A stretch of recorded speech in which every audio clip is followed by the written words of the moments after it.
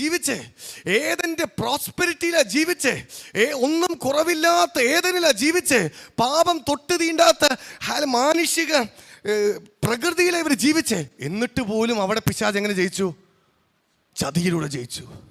അങ്ങനെയാണെങ്കിൽ നമ്മൾ എത്ര അധികം അവൻ നിന്റെ ഹൃദയത്തെ കുരുടാക്കും. ഈ സുവിശേഷം പ്രകാശിക്കാതിരിക്കാൻ, ഈ തേജസ്സിന്റെ വചനം പ്രകാശിക്കാതിരിക്കാൻ അവൻ എന്നെയും നിങ്ങളുടെ ഹൃദയത്തെ കുരുടാക്കിയാണ് അവൻ ജയിക്കുന്നത്.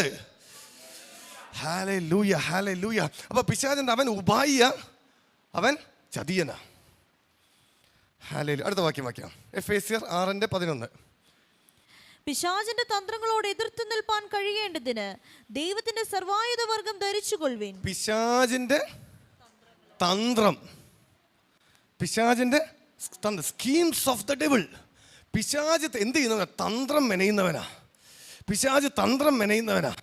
പിശാചിന്റെ തന്ത്രങ്ങളോടാണ് നിനക്ക് എതിർപ്പ്. നീ എതിർത്ത് നിൽക്കേണ്ട എന്തിനോടാ? പിശാചിന്റെ തന്ത്രത്തോടാ. നീ എതിർത്ത് നിൽക്കേണ്ട എന്തിനോടാ? പിശാചിന്റെ അപ്പം തന്ത്രം എന്ന് വെച്ചാൽ എന്താ അല്ലേ? തന്ത്രം എന്ന് വെച്ചാൽ അതിലൊരു ഒരു ചതിയുണ്ട് അല്ലേ? ഷോർട്ട് കട്ടാണ് അത്. പിന്നിലൂടെയുള്ള ആക്രമണ, നേരിട്ട് നേരിട്ടുള്ള ആക്രമണം അല്ല അത്. തന്ത്രം എന്ന് വെച്ച് കഴിഞ്ഞാൽ നീ ജയിക്കുമെന്ന്